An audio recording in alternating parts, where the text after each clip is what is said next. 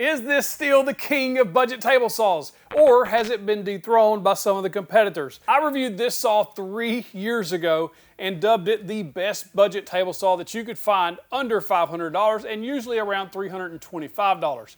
For the price of this saw, it packs a ton of features. And if you stick around, I've got 5 very budget-friendly upgrades to this saw that will take it to the next level.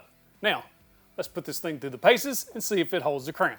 Let's go. If you'd like to check out this saw or any of the upgrades that I showed today, click that View Products button right here on YouTube, or you can check the links in the description, the pinned comment, and of course, scan the QR code for my TV viewers to make it very easy for you to find this, because this might just be the best, but we're fixing to find out.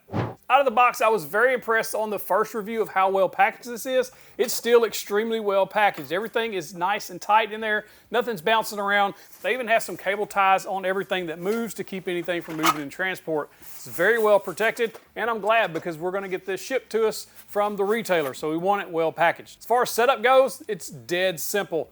This is made for beginners in my opinion because of how easy it is to set up. You take the fence and just set it on the post and lock it in place, and you put the adjustment knob right on the front with 1 bolt. Very simple to set up. The next thing you do is either install the riving knife or the blade guard depending on which one you want to use. I would recommend the blade guard. In this video I won't have the blade guard on just so you can see the blade and how it's cutting and everything like that, but I will absolutely have that riving knife on because it is so important to prevent kickback. If you're a beginner, use one of the 2 of these, preferably the blade guard, but absolutely the riving knife. The blade guard does also include some anti-kickback paws, and those have little teeth on it, and should the stock get pushed back towards you, it'll dig in and help prevent that kickback. One of my absolute favorite features of this saw is the rack and pinion fence. I love this because it's gear driven on the front and the back, and that's going to keep it absolutely square to the blade and to the miter slot so that you can get dead accurate results. And speaking of that, out of the box, this thing was dead accurate everywhere. The blade was 90 degrees to the table,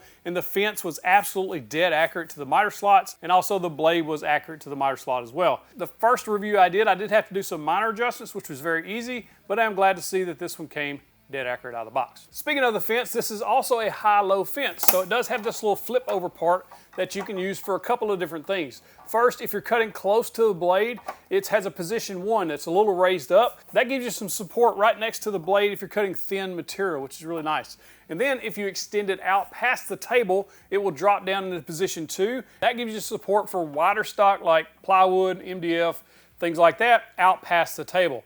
I like the fact that that's on there. This does have 25.5 inches of rip capacity to the right of the blade. And speaking of the blade, this is a full 10-inch size table saw. I have the DeWalt 8¼ saw. I think it's a fantastic small saw, but it does have that limitation because of that 8¼ blade. This full 10 inches, you get 3.5 inch depth of cut at 90, and you get 2.5 at 45. So there's a lot of good cutting capacity here with this little small compact saw. And this is a standard 5/8 inch arbor, so you can use standard 10-inch blades on this saw. This will bevel from -2 all the way to 47 degrees, so you got plenty of bevel there. And then the raising and lowering the blade, very easy. One of the upgrades that Skil made was the fact that this throat plate is now metal. In my original review, it was plastic, and it would flex just a little bit if you were near the blade and pushing down. So if you were cutting thin stock, it could give you a little bit of inaccuracies or even a little bit of trouble there with that flexing throat plate. Now, this new throat plate does not do that because it's made out of aluminum, and it's also well structured underneath. There's also an aftermarket upgrade, which we'll talk about later, that you can use here too. And the second upgrade that Skil has made is the riving knife is removed very easily now, which is really nice if you want to put on a dado stack.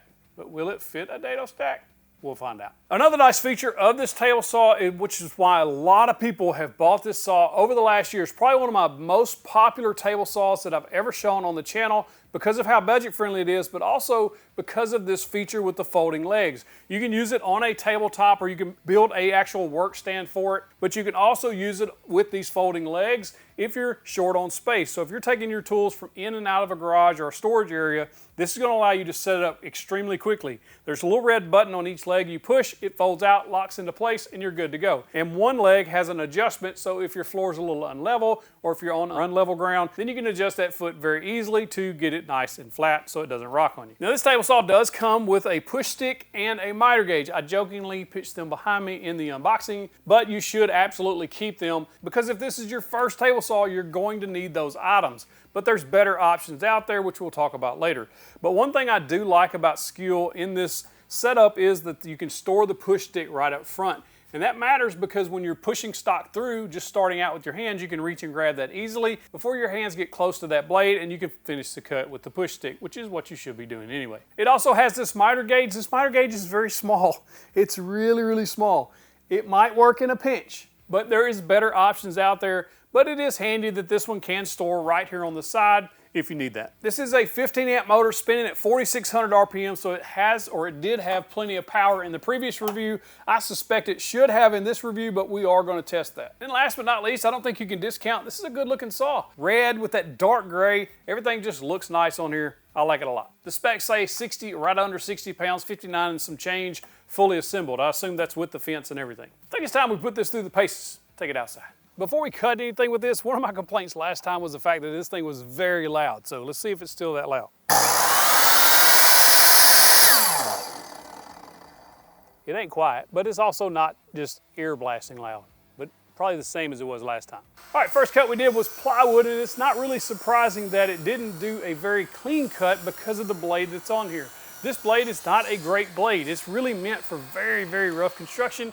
And as you can see on the bottom of this cut, there's a lot of tear out. There's two reasons for that, which we'll dive into. One of those is absolutely the blade. Next thing I tried was some walnut. It cut through the walnut just fine, but the sliver did fall down inside of this. And that's one of the things with this stock throat plate. It is a little bit wide, so if you are cutting thinner strips, they will fall and get bound up down there. It's just typical of these style throat plates of any job site saw or any table saw really. Next was leopard wood. It cut all of this just fine. Plenty of power to cut all of these different types of wood. The cuts weren't the cleanest with this 24 tooth blade, but that's not really something I was surprised by. All right, so I wanted to swap this blade out to see how the true performance is going to be on a nicer blade. A little higher quality. This is from Craig. They just come out with these. They sent this to me a while back to try out, and I'm just now getting around to trying it out. But any upgraded blade, 40, 50, 60 tooth blade should be perfectly fine. If you want to go with Diablo or any of those, I'll link to my favorites in the description below as well as in that QR code. Now, putting this blade on made a massive difference. As you can see, when cutting the plywood, it was nearly perfect. There was a couple of splintering spots on the very bottom, but very, very few. It was a very nice, clean cut. I also installed a zero clearance plate. This is one of the upgrades I'll mention.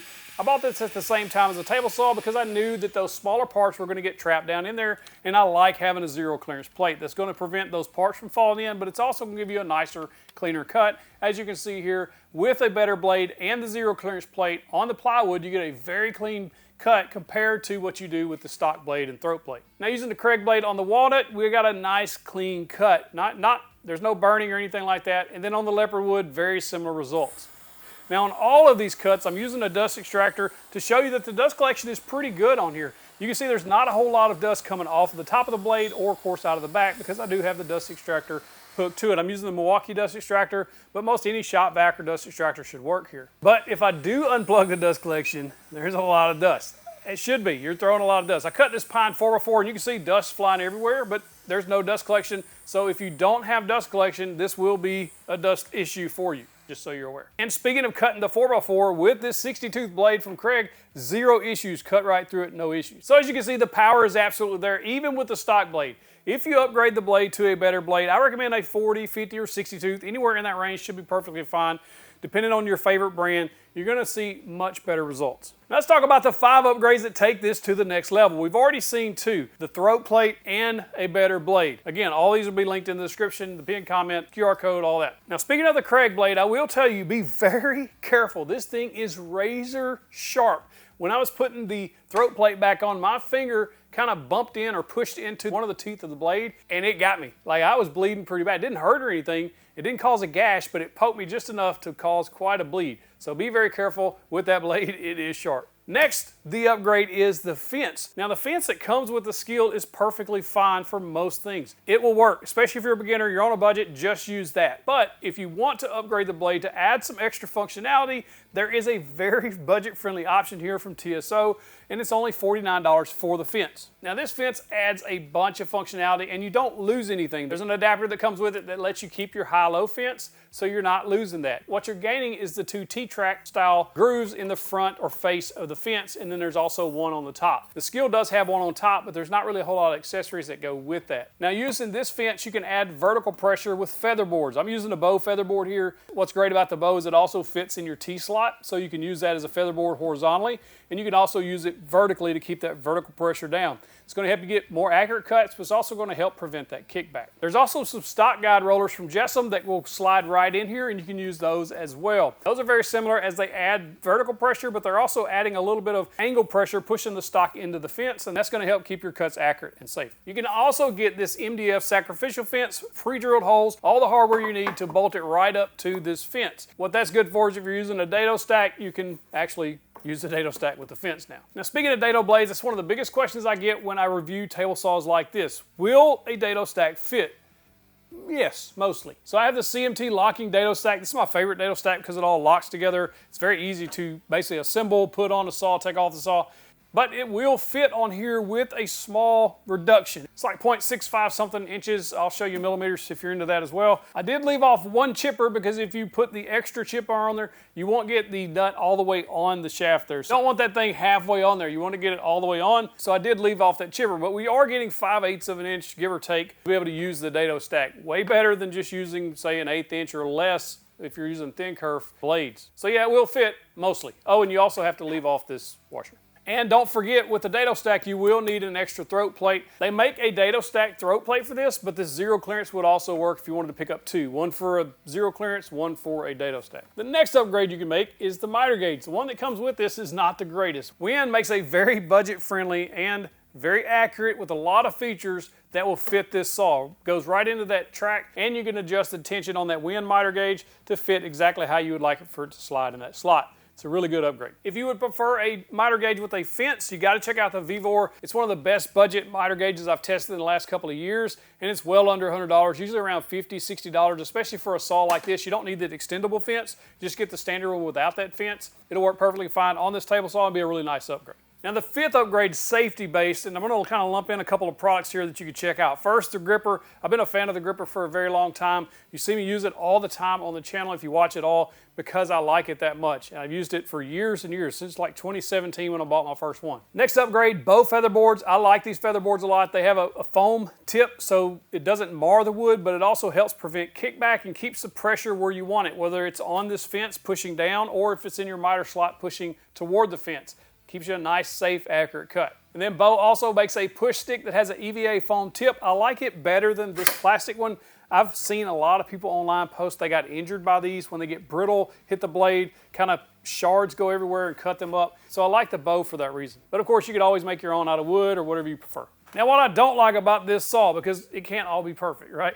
It's a really good value. Honestly, it's a very, very good value. But there's a couple things, if I could change it, I would. First, the blade. I think that's a very cheap blade they include with these, and I wish they would just upgrade it. Hercules had a nice blade on their table saw, so I think Skill could throw one in as well and not even raise the price. Next, the miter gauge, as we discussed. The one that comes with this is very small. It might get you by starting out. If you're just very on a strict budget, you're just buying this table saw, you'll probably do okay. You can also just build your own table saw sled, kind of like I did my mini sled, and that would work too. But I do wish they would upgrade these miter gauges on all of these saws because they're all not very good. Except for Harvey, they always do a really good job with theirs. A minor nitpick, I do wish it come with a standard throat plate, but I know that the kind of the market they push these to is kind of contractors, and so they're just using this for rough construction, so it may not matter as much, but a nice zero clearance insert, at least throw it in a package, or I guess you could just buy it separate, but it would be nice if that zero clearance plate was included. And finally, the push stick. I'm not a fan of these. I think they're way too brittle. I'm not gonna say they're dangerous, but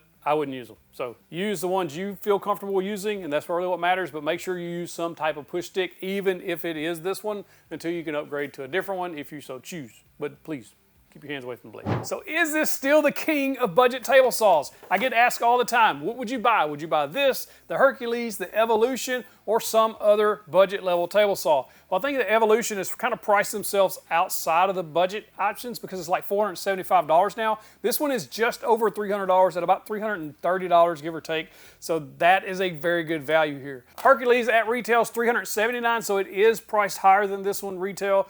If memory serves, you can't remove the riving knife from the Hercules. Hercules does come with a better blade, and the Hercules is very similar as far as rack and pinion fence, power, all that stuff. But for me and my money, and I bought every one of those, the Hercules, the Evolution, and this Skill twice now, this is the one I would absolutely recommend without a doubt as being the king of budget table saws. If you'd like to check one out, that View Products button is probably the easiest place to grab one, but I'll also throw the links in the description, pin comment, and of course, QR code for my TV viewers. what do you think about it? If you're a beginner and this is your first table saw or even an intermediate woodworker, you gotta check out that video right there. 99% of beginners don't know those table saw mistakes. It's a very value-packed safety video to help keep you safe. Click that box, get you the big old virtual fist bump.